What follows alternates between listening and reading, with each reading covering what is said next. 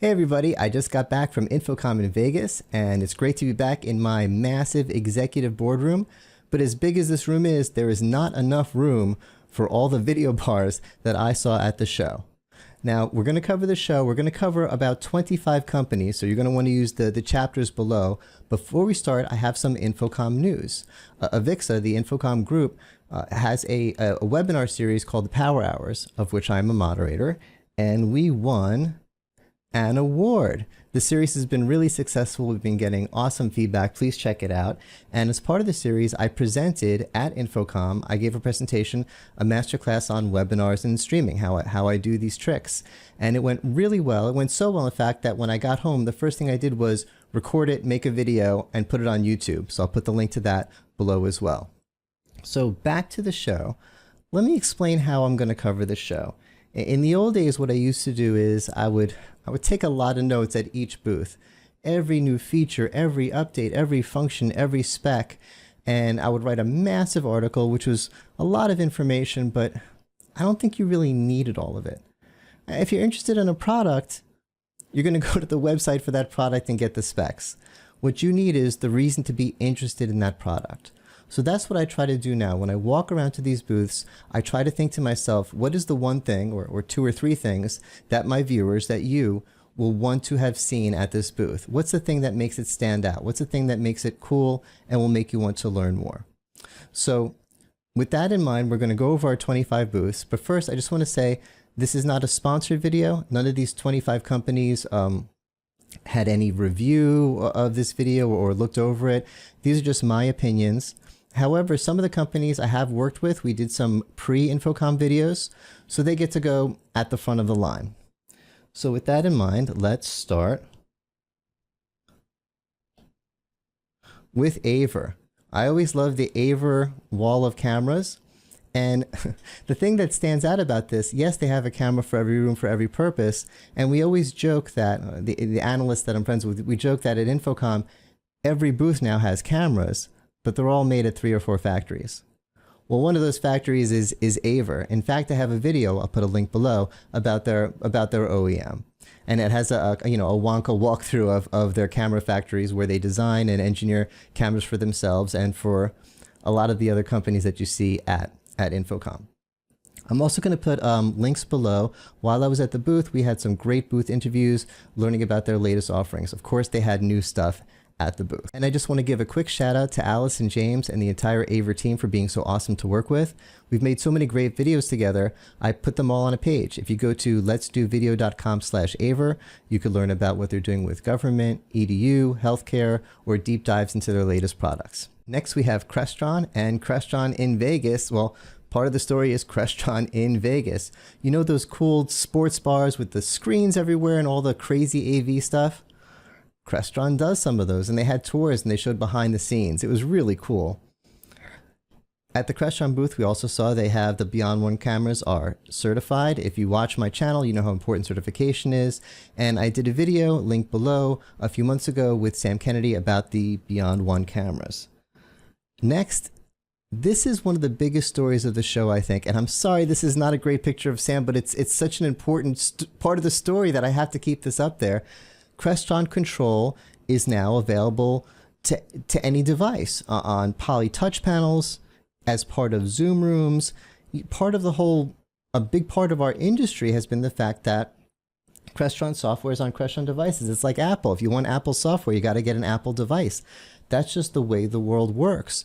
And that meant you might need 2 panels in rooms because you have to have Crestron Control and you have to have your video system. Well, that's all changed now. And what's great, and I did a video with Sam, I'll put the link below, where he gave me a really good explanation of this. It's not like you switch modes and all of a sudden it looks like a different thing. If you like the way the Zoom app looks, it's kind of like part of the Zoom app. It's a good experience.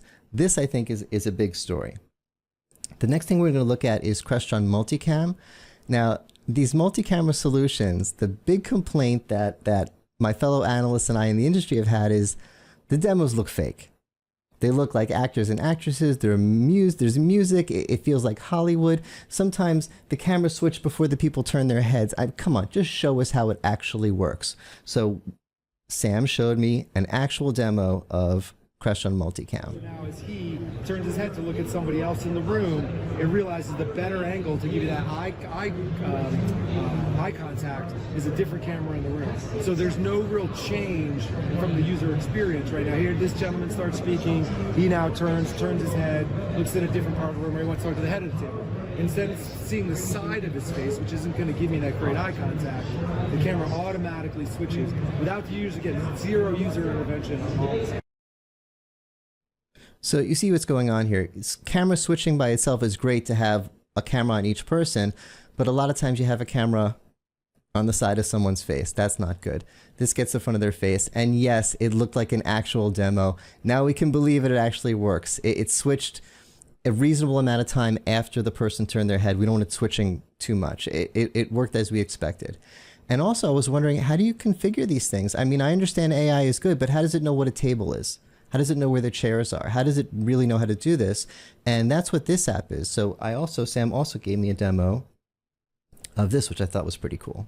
And what you see on the bottom of the screen is the actual technology. There's a whole lot of AI work that's at place here, right? You have the microphones that are placed. That was that big one. Here's actually a good video example of them actually setting the room up for this tool. But we have this really amazing online tool that allows you to configure a room where the microphone goes, where the chairs go, where the tables go, and then it enables you to put all the technology and the cameras where it needs to go. And then you can see, like look at this. We were here in, what, 10 seconds. I just built my room, and this actually outputs the configuration for my room. So not only does this design tool, did I design this in a few seconds, it actually configured my room.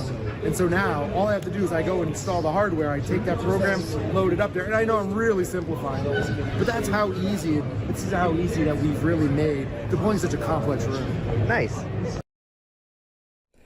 Great job, Sam. I didn't even think about this stuff, but yeah, someone's got to configure this, and it looks like the Sims. It looks like Sims Office. It really, I mean, okay, it's someone's job. It's not a game. Someone has to do this as a job, but it does look like a little video game. You build your little table, and now we know it works. So yeah, a lot of cool stuff going on at Crestron. Let's go to our next booth. Joan. Joan does workplace management. In our new hybrid world, we're sharing desks, we're sharing assets, we're sharing rooms. We still have to deal with visitor management, guest tags, and whatnot. And Joan has technology to deal with all that. I did a video introduction to Joan right before InfoComm. I'll put a link below. And I was pleased to say that there was a crowd around the booth. You can't even see my friends. I had to wait for a few minutes to kind of get their attention. I'm not going to give the video really came out well. Please watch the introduction to Joan video. It's good. But I'll give you a couple things that I like about Joan. One is the technology that they use in their panels. It's that electronic paper technology, the same exact technology that the Kindle uses. So you know how when the Kindle is off, it still has stuff on the display, and even though it's not really using battery power, it's just really efficient. It's that same technology. So the batteries last forever. Another thing I like about it, I like magnets. It's a magnetic attached to the base. So when you do need to recharge it, you just pop it off and recharge it. And what's great is that the memory part of it is in the base part, not in the part that's getting recharged. So if you have a dozen of them, you just recharge them all and just put them all up on random walls, and they'll know what their room is once you connect them, if that makes sense. Again, watch the video. Next company is Multitaction. Multitaction is very interesting. The CEO is an old friend, Dana Crefreda, who's an industry vet, Radvision Video with a Y, if you all remember those days. And he came across this technology, which is doing interesting things with touch. You think we're pushing all these technologies forward. We're really not doing everything we can with touch. Obviously, having more fingers, several people can work on a project at once. That part's obvious. One thing that's not obvious that I thought was cool was that it doesn't just recognize touch, it recognizes objects. So I could throw my business card on there and it will know who I am and bring up my project and share it with everyone. Or a 3D printed object, or maybe even my coffee mug. Just put my coffee mug on the table and my project comes up. That kind of stuff is cool. We're spending a lot of time talking about the communications part of UCC and not as much talking about collaboration. So again, I did an introduction to Multitaction where they explained it much better than I'm doing now. I'll put a link below. Please watch that. Next is Vyopta. I've been following Vyopta for a long time. Very interesting company. I think everyone knows they do really cool stuff with data that'll make your environment more efficient. I think a lot of people might be wondering, why do I need to start with them now? And I think that question is answered by the space insights. They have user insights. They do data tracking for your people. It's not on screen, but technology insights, what your software is doing. But space insights, as I talked before with Joan, we have this new hybrid world. We're trying to figure out how to best maximize our spaces. There's a lot of inefficiency in there.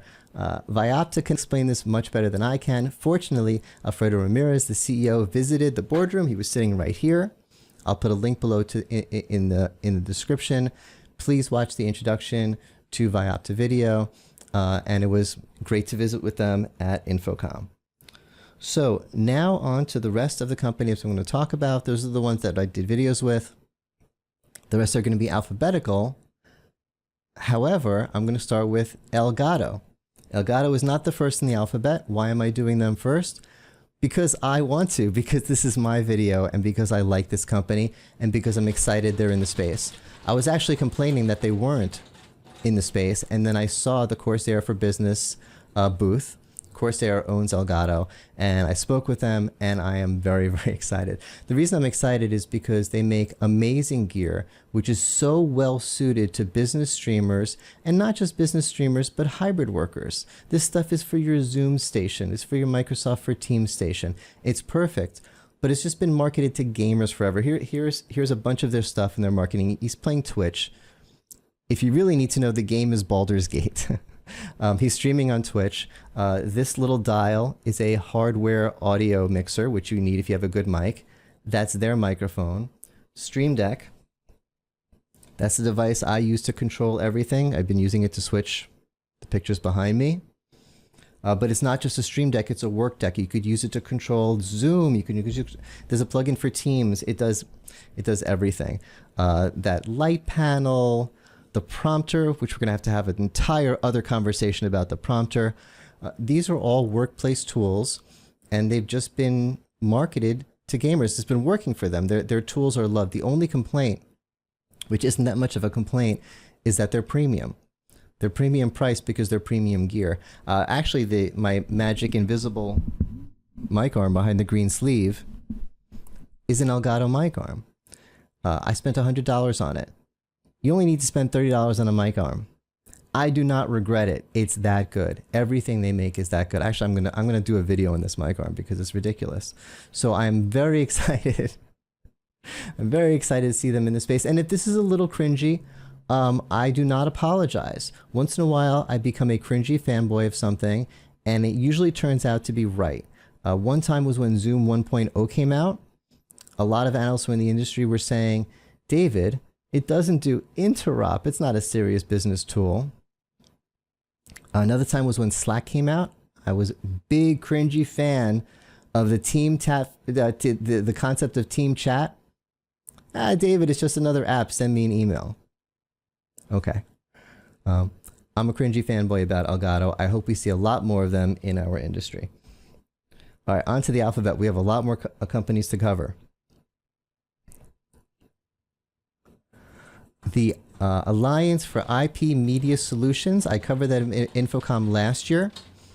We're going to be talking a lot about AV over IP, and it's kind of the Wild West out there. Things work better when we have a standard. This is a nonprofit group. When I talked to them last year, they had a standard, but it still felt like they were making the alliances, getting more partners involved, and now it seems like it's really happening. There's a lot of AV over IP companies that are using the standard, and if you don't know what this is about, you don't need to know what this is about. But if you're one of these companies working with AV over IP, I please hope you reach out to this group and work with them. Okay, speaking of AV over IP. Black Box is an interesting company. They showed me their workflow, and you could see what's going on. They have a battle station. They're showing what's being displayed on different monitors. But I've done production like this, and the desk was a lot more cluttered. There were a lot of receiver boxes. There were these big video mixer boxes. Black box's thing is keyboard mouse control. Makes things a lot easier. It's funny for me because I said, oh, I get this. I'm excited about this. I'm going to talk about this. And they were like, you're not writing down any notes. I'm like, I got a picture of a clean desk. That's all I need to see. I got the clean desk and I got the displays. I know what we're talking about. So black box if that's the kind of solution you're looking for. Another AV over IP company, and I feel like I'm not doing Blustream enough justice because I spent a lot of time at their booth. Their people were amazing. They do a lot of great things with multiple displays, AV over IP. Their software is really powerful, and their management solution. I liked it all, but I just had to pick one thing because we have 25 companies to talk about.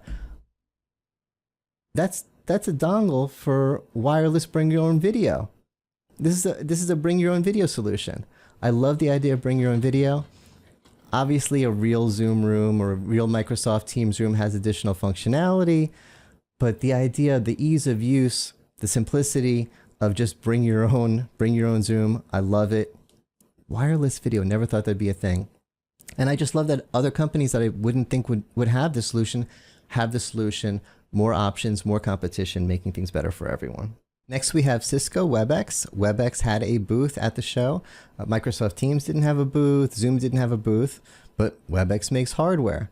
I didn't get any good pictures of the booth. You know what the new Webex bars look like. They have new features. They have new ports.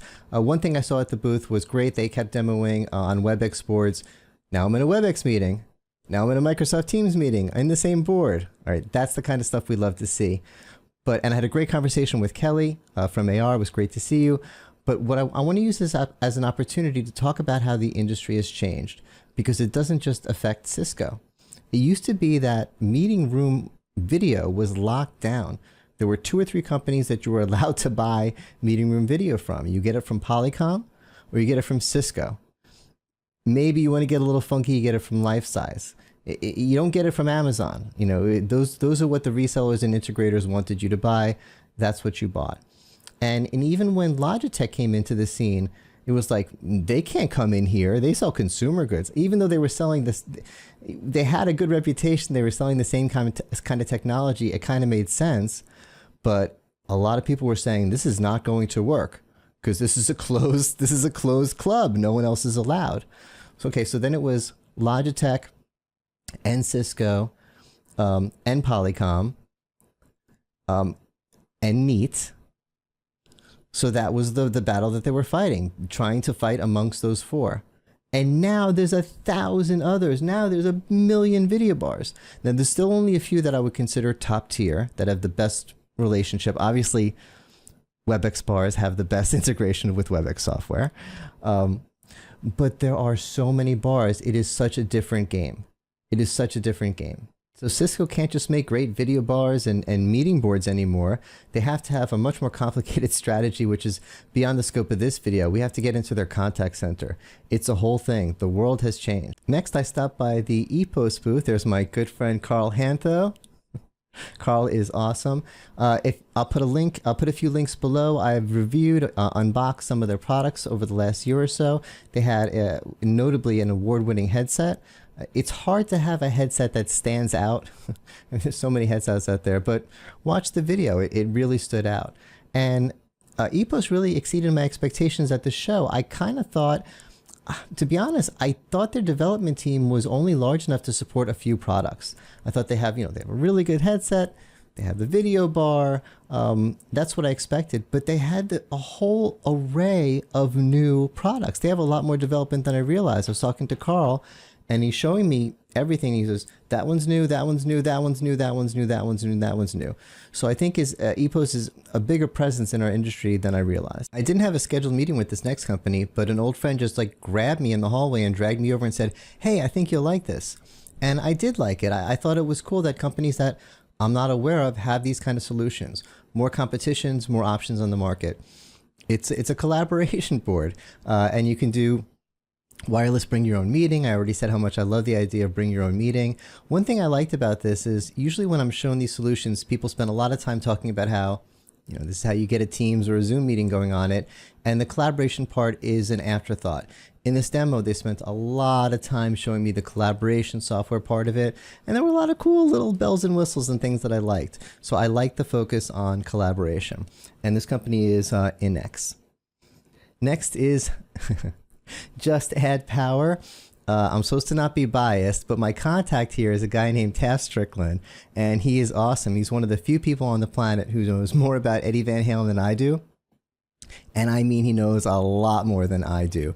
So yeah, if you're using any kind of solution like this, only use Just Add Power and ask for Taft and say David sent you. But seriously, they do the video over IP thing that everyone needs right now. And they do have some things about their solution that I thought was pretty cool and interesting. One thing, obviously they won a lot of awards here. Taft was showing me the controls, how easy it is with just mouse and keyboard to move things around, the layering, the kind of things that I do actually in my software, and a few extra cool bells and whistles. One thing that I thought was cool was, well, all these solutions, you can say which image goes in front of what other image, but you can control the transparency. So I can put a small image in front of another image and make it 50% opaque so you could see what's going on in the image and still see what's going on behind it. I'm not saying they're the only ones in the world to do that, but those kind of things are cool and different. And something new they were showing at the show was as a wall panel. A lot of times with video walls, what you have to do is you have some box that you have to have sitting somewhere that's plugged in and the monitor's plugged into the box. This is a wall panel, like an outlet. So the monitor just gets plugged cleanly right into the wall. All right, next we have Logitech. This will be fun.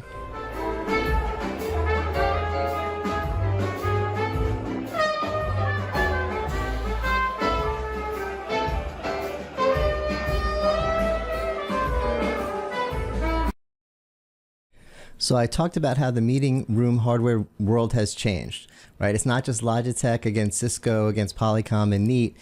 It's everyone. So the way to stand out for Logitech is to continue to produce top tier equipment and partnerships with companies like, well, with Zoom and Microsoft Teams. And it says something that the Zoom happy hour was with Logitech and not with anyone else. Now at the booth they were showing, they have a new bar, the Meetup 2.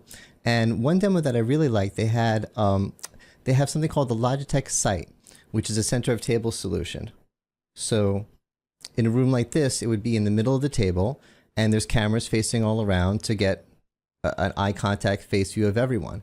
But the problem is if someone, let's say someone sitting in that chair over there, looks over at the monitor, looks over at the remote participant, well then the camera in the center of the table will be getting the side of their face. So they have the site in the middle of the table connected to the Meetup 2 behind the monitor, and it switches depending on which way people are looking. It knows what the front of a face is. So that way we're getting a front face view of the people in the rooms at all time. That was a pretty cool demo. So next is Matrox. Matrox is another video over IP company, and if you work with this stuff, you know Matrox has been doing this as long as this has been a thing to be done. They had a big booth, lots of customers, and of course they had. So they showed me the latest and greatest updates to their products, but I got the feeling that they're not looking for any kind of crazy wild differentiator for me to remember them by. People use them because they're Matrox. Next is, MAXHUB. MAXHUB is always a fun booth. They have a lot of technology and sometimes some really cool big stuff. Now, Microsoft Teams rooms, Zoom rooms are getting easier and easier to do, but one thing that's hard is big rooms. MAXHUB is good at big rooms. So if you're looking to do Microsoft in a large room, don't just take it for granted. You just get a couple extra speakers and it'll be okay. You need to talk to someone like MAXHUB. Another cool thing at the MAXHUB booth, they have big touch displays, and this is their 96-inch display. And I thought this was a great story about listening to your customers. They had a display that was slightly bigger. I forget if it was 104, 108, something around that size. And their customers complained that it was just a little too big. Just certain elevators, certain corners, they could make it work, but they were getting frustrated with it. They had to work with it to make it work. So they went back and forth with their customers, and it turned out 96 inches, we're good. No one has a hassle. Everyone can make that work. So now they have a 96-inch display. Just a great example of listening to your customers. Next we have Ilya from Microsoft was there. Now, Microsoft didn't have a booth, but in a way, Microsoft and Zoom were the biggest participants at this event, or at least at the central hall, the hall that our stuff was in. That wasn't a show hall. That's a battlefield between Zoom and Teams. And let's take a minute to talk about that battle. Now, first of all, I want to say I like to beat up on Microsoft a lot, but I have to say that Ilya, of everyone in the entire company of Microsoft, really seems to appreciate and understand my friends in the analyst community. I kind of consider him one of us. So when I'm beating up on Microsoft, I hope he's not listening. But so on to the battle between Microsoft and Zoom. In some ways, it seems like Microsoft has made itself the default. Yeah, everyone wants Zoom and Microsoft Teams certification, and there are some vendors out there that get the Zoom certification first and then do Teams. But it seems a lot more of them is saying we have to have the Teams first, and then we'll get the Zoom. Teams has done some things which we may not like, to make itself the default. And you could say, well, you know, you're talking about the Office bundling. It's not bundled anymore. Yeah, but it's already on everyone's PC. All right, we already got it. Now, that doesn't mean that Zoom is losing. Zoom's revenue is like $1.5 billion. No, profit. It's making like $1.5 billion profit a year, not revenue, profit. Its customers love it. It's, I want to say objectively, but I guess nothing's really objective. But I think it's objectively a really good product. How could you possibly say they're losing? But Microsoft has done some things to make itself the default. I do feel like if a company wants to use Microsoft Teams, they just use Microsoft Teams. And if a company wants to use Zoom, they first have to have a conversation about why not just use Microsoft Teams. They really set them up as the default. It's a tough battle for Zoom. And if you think I'm exaggerating or being paranoid, do me a favor. If you're sitting in front of a Windows computer right now, Windows PC, put your fingers on the Control, Shift, Alt, Windows. You have to make like a little claw. You have to use 4 fingers in this hand. Control, Shift, Alt, Windows. And then hit the T button with your other finger. And tell me in the comments what just happened. Okay? Yeah. So there's something there. They are baking it in. And think about how would you feel if you were Eric Yuan? How would you feel if you were Zoom and you hit Control, Shift, Alt, Windows, T, and that happened? How are you supposed to compete against that? By the way, do the same thing with L if you want to see something interesting. So yeah, there's a lot more to talk about that, but there's a war going on. Next, let's talk about Neat. I bumped into Neat CEO Janine Pelosi at the show, and if you look at my YouTube channel and look at all the work that I've done with Zoom over the years, she was head of marketing or CMO for the entire time. So she's no stranger.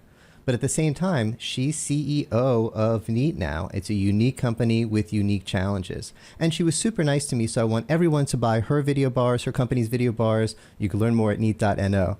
But seriously, what makes this company so unique? Well, I mentioned earlier how there used to be only a few companies that had a seat at the table when it came to business video for rooms like this. Neat was one of those companies, and it may seem like they came out of nowhere, but they didn't. The team behind Neat has a lot of members from the old Tamberg team. Anyone in the industry knows exactly what I'm talking about.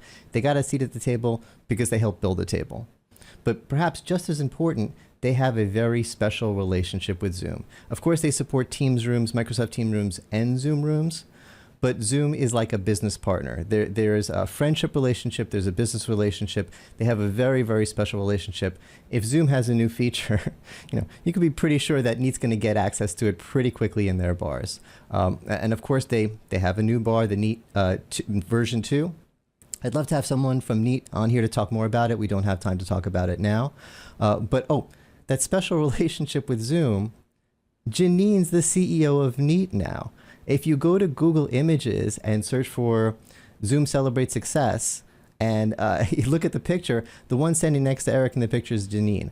I'm pretty sure the people at Zoom are still taking her calls. So that special relationship with Zoom just got more special and is part of what I think is her strategy and what I think needs to be their strategy. I'll get to that when I get to the end of the booth tour. Something I want to share when I don't understand something, I'm worried that maybe I'm not the only one, maybe I'm just dumb. But this is something I didn't understand, so I want to make sure you all get it. They were talking to me about how they have various apps. All my favorite apps work on their Neat board. And when they first showed this to me, I wasn't impressed because, well, I'm looking at a web browser. Okay, I can bring up a web browser on a board and go to HubSpot.com and log into my HubSpot and do HubSpot. That's nice, but you know what's so special about that? This isn't what I was looking at. This is just the web portal to set it up. This is just turning on the apps. The apps run on the local board. It's not a web browser. It really looks like this. There's your HubSpot. And it's not just going to HubSpot.com and logging in. It's a native app running on it, you know, for touch. So it's a great experience. And while we're looking at the board, something else that may seem like a minor thing, but I actually think it might be the key to Neat's future. The difference between this picture and this picture is just the board went up and down. Big deal. The way it went up and down was I personally did it with one finger. It's got a counterweight. Not revolutionary technology, but it's cool and I like it. And it's not just on the wall mount. They have a stand-up board for it. It does the same thing on the stand-up board. And by the way, that board was recently redesigned to be more accessible to users in wheelchairs, which actually means it's more accessible to everyone if you think about it. Those little things are nice. I like them. It makes me think, if Zoom did hardware, what would that look like? That's what Neat needs to be. Neat needs to be. People love the Zoom experience, right? That's how Zoom is still competing against Microsoft despite all of Microsoft's unfair advantages, right? Everyone loves the Zoom experience. What if Zoom made hardware? How much would people love it? Neat needs to be that. It needs to be about the experience. And yes, little things like the counterweight so I could do it with one finger. People like that kind of stuff. You need to have stuff in your office. Neat needs to be the thing that when your friends and family visit your office, you say, hey, check out this new Neat board we got. We have cool stuff in my office. People have to love it. So it has to be all about the Zoom experience. And who knows more about the Zoom experience than Janine, the CMO of Zoom? So obviously that's a move in the right direction. And Janine is doubling down on this by bringing in more Zoomies. Anyone who's worked with Zoom over the years probably knows Priscilla and Jocelyn.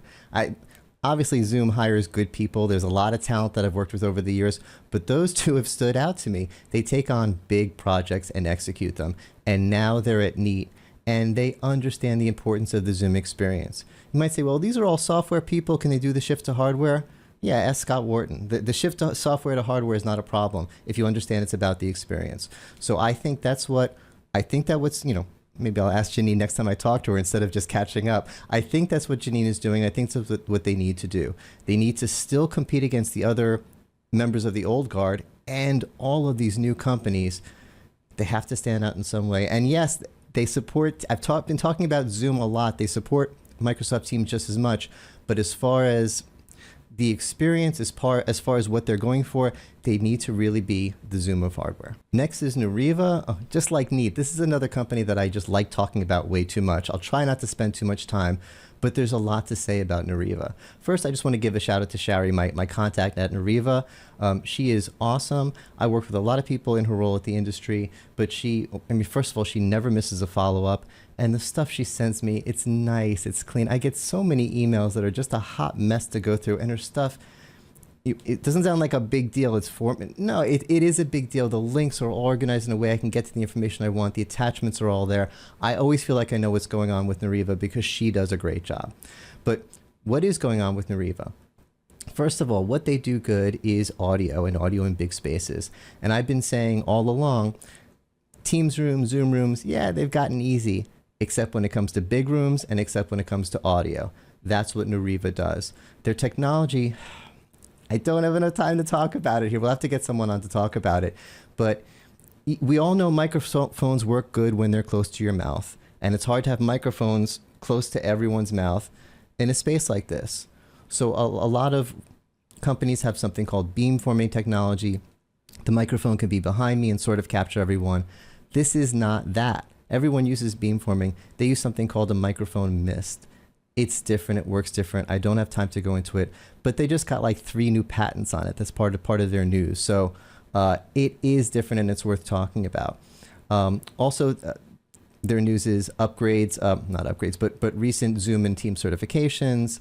I've said it again and again and again, it actually is a big deal to have things Teams and Zoom certified. And they also have a new app. I kind of love this. I mentioned before in the Crestron thing, they had that app to show configuring the room for cameras that kind of looked like a little game. You show where the table is, where the people sit. This is a similar thing, but it's for configuring your audio spaces instead of your video spaces. But I love it just as much. I love stuff like that. Hopefully, I'll have more content on Nureva soon. They're an interesting company and worthy of more attention. Next, let's go to Poly. I mentioned how there's 1,000 new companies, but there's a few companies that we've trusted all along to handle our meeting rooms. Poly is one of them. It goes on your short list. And of course, they have a new room system. I don't even have a good picture of it here. It's a little computer box. And since it's on your short list, you need to go to their website and learn about it. But of course, it has all the latest features that you would expect. This I thought was cool. It's the kind of thing that maybe you take for granted, but I don't think everyone has it and you need it. It's just connected panels controlling the room. You start the meeting on one and it shows on both. You mute on one and it shows on both. We have these meeting rooms with these big U-shaped tables. You shouldn't have to always sit in the same seat. You should be able to sit whenever you want. So multiple panels that connect everything. It seems like the kind of thing you would need. This I thought was cool. Let me show you this. All right, I'm here with Brian. Oh, let me say hi. Hi everyone, David Maldo at InfoComm. Here with Brian Phillips, and I need to show you this magnetic mount thing. It's so cool. Yeah, so you just attach it right like this, ready to go, easy to mount right behind your display on a wall. Simple to get it set up. Awesome, thank you. First of all, just Brian's awesome. He always gives me the best information at these events. And I love magnets. That's why I do this. I love magnets. But what that device is, it's for bigger rooms. You might have a room where you have a few cameras and a bunch of microphones, a bigger room. And how do you connect all that microphones to whatever PC or laptop or whatever is running Microsoft Teams or running Zoom? You want it to appear as one device. And that's what that does. Everything connects to that. That has the AI in it for the voice switching and all that kind of stuff and presents itself to your Teams room as one device. And it's magnetic. Okay, this is one of those things where if you get it, you get it. That's a Netgear device. We all know Netgear. We've been talking a lot about video over IP. Video over IP isn't easy. If you have a lot of cameras, a big room, a complicated room, how do you get them all connected to your system? Poly has a partnership. Poly has a partnership with Netgear. And if you understand Netgear, you understand why there are specific things that it does in this device, which will make it work better. And for more information, you can reach out to HP and Poly. So when I come back from InfoComm, people always say, did you see anything really cool at the show? And sometimes the answer is, well, not really. I saw what I expected to see. But this year, there was the Q-SYS booth. Check this out.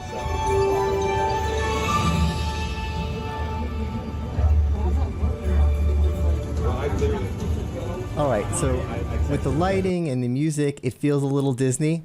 That's kind of what it was. They had an indoor space set up. Through that door was another room, and then another room, and then another room. It was kind of like the TARDIS. It was like, how big is this space? It didn't look that big from the outside, where they showed us...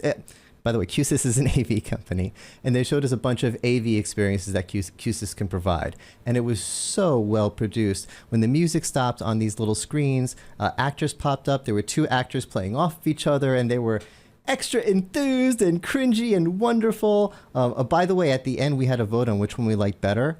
And one got all the votes. And if the other one is watching, I want you to know, you were amazing too. You were both amazing. I feel bad that one got all the votes. They were both great. So we started out, we're in this little Disney room, and then we walked into a Q-SYS conference room.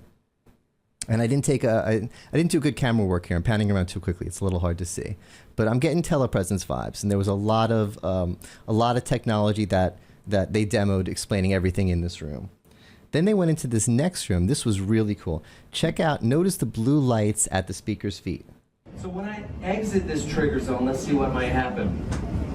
Okay, so you see that now it's illuminated me again, and it's lowered the lights on the whiteboard. Bonnie, I see that you have a question. Yeah, so does the intelligent audience switching work with the AI presenter tracking? Bonnie, it's almost like we didn't script this at all. I mean, that's an interesting question. Yeah, we can do it all at the same time, right? It's a vision suite. So The key is when the other speaker who was at the back of the room started talking, the camera switched to her. Otherwise, the camera was following him. When he went to the whiteboard, it stopped following him and kind of locked in on a whiteboard view. And, you know, why do I care about the blue lighting at his feet? Because it was really cool. This was a great demo. Everyone did a great job. And the last room, yes, another room, was a little party room. And at the end, bubbles popped up, the little air dancing guy. But this station had little panels. We were able to vote on things. So the presenters came up on the wall, and we chose the next music. We chose the next video. It was so interactive and so much fun. The entire Q-SYS team deserves a ton of credit. And if anyone from Q-SYS is watching, please reach out to me. I want to party with you guys. That was really awesome. The next booth is Sound Control Technologies, known for integrating audio in large rooms. Now, I keep saying over and over again that Zoom and Teams rooms have gotten so easy, except when it comes to big rooms and except when it comes to audio.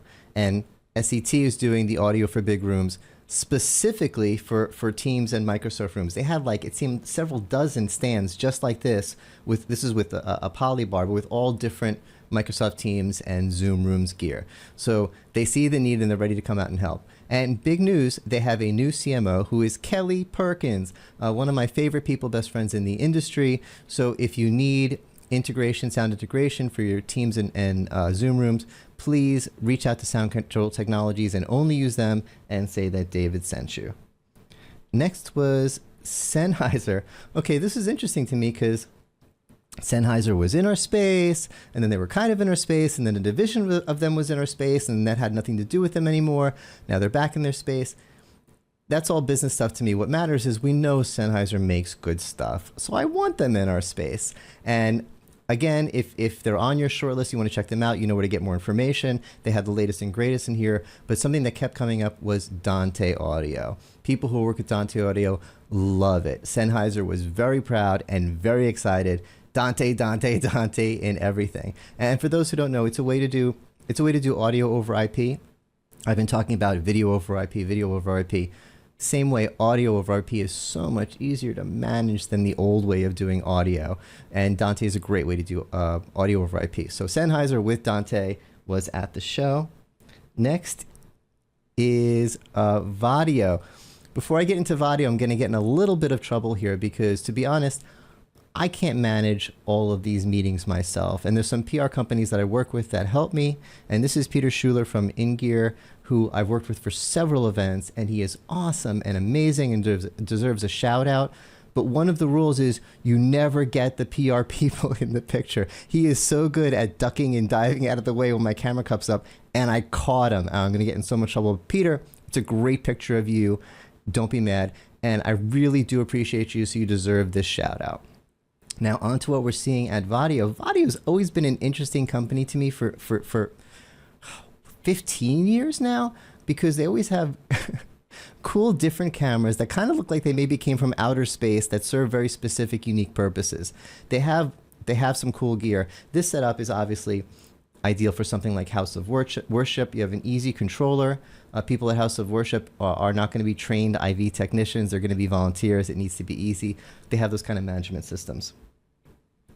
I also think that everyone has a video bar. Of course, Vaddio has one. It looks nice and well-rounded and modern, but they deserve a shout out because I remember them as having one of the very first video bars over 10 years ago, years before it became a thing. And it didn't take off. It was very, very big and very rectangular. It looked like a box that a video bar would come in, not a video bar itself. But they deserve some credit because it was one of the first. Anyway, Vaddio is an interesting company. Lots of cool stuff. Please check them out. And we're on the V's, finally. VuWall. Old friend Anna Colzel gave me the tour of the booth. Another video over IP, big monitor, big wall display company. Of course, they had the latest and greatest. You can check out their specs. What sets them apart is they're able to ingest a lot of camera feeds. So if you're working for an AV-IT company and you're working for a municipality and setting up City Hall or the police station or something and setting up one of these big battle stations, if they need to bring in like the traffic cameras and you need something that can handle like 2,000 or 3,000 or whatever traffic cameras, that's what VuWall is known for and what they're good at. They can bring that all in and make it manageable in a way that you could work with. All right. Woo! Long video. All in all, congratulations for InfoComm for putting on a great show, being back from the pandemic. Congratulations for all the vendors for doing a great job. And it was great to see all my industry friends, my fellow analysts and everyone. I hope this video was helpful for you. Let me know what you think about the format of this. If you work for any of these vendors and I got anything wrong, please let me know in the comments. I want to get things right at the end of the day. And thank you all so much. Please like and subscribe.